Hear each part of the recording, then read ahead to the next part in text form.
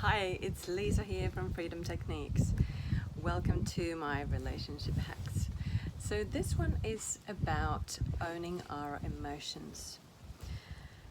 When we don't own our emotions, which most of us frankly don't, including myself and most of my life, when we don't own our emotions, we make them about other people or about events. And when we get triggered inside, we go into the mode of blaming the circumstance or blaming other people or a partner. And we react from the space of, you did this and why'd you do that, la la la.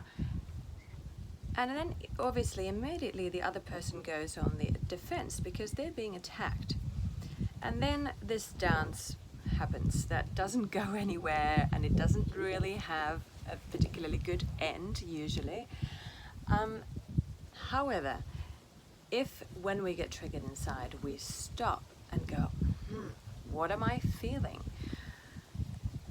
And we find out what it is.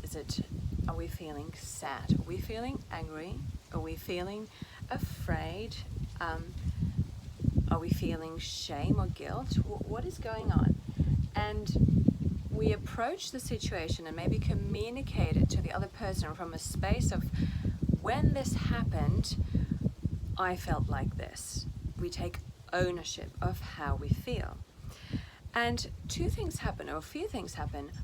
Firstly, it creates an open-hearted space where the other person has very little to defend themselves against, because we're not making it about them, but we're saying, we're being vulnerable basically. We're saying, when this happened, this is how I felt.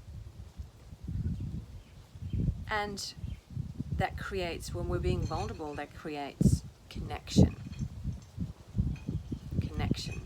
So we meet the other person, we make ourselves vulnerable, and we say, hey, this is how I'm feeling. And even emotions like anger can be vulnerable when we own them from this space.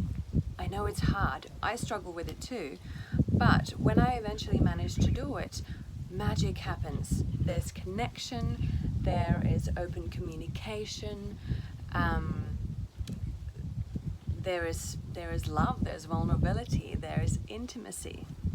And that's the space where solutions can happen. And I mean, often we don't even need a solution. Nothing needs to be fixed necessarily. Oftentimes it's just we need to own how we're feeling and express it so that we can reestablish a connection again. And then the other person can either validate it or not, but the main thing is that we validated. I validated my own emotions, and then I don't really need your validation anymore.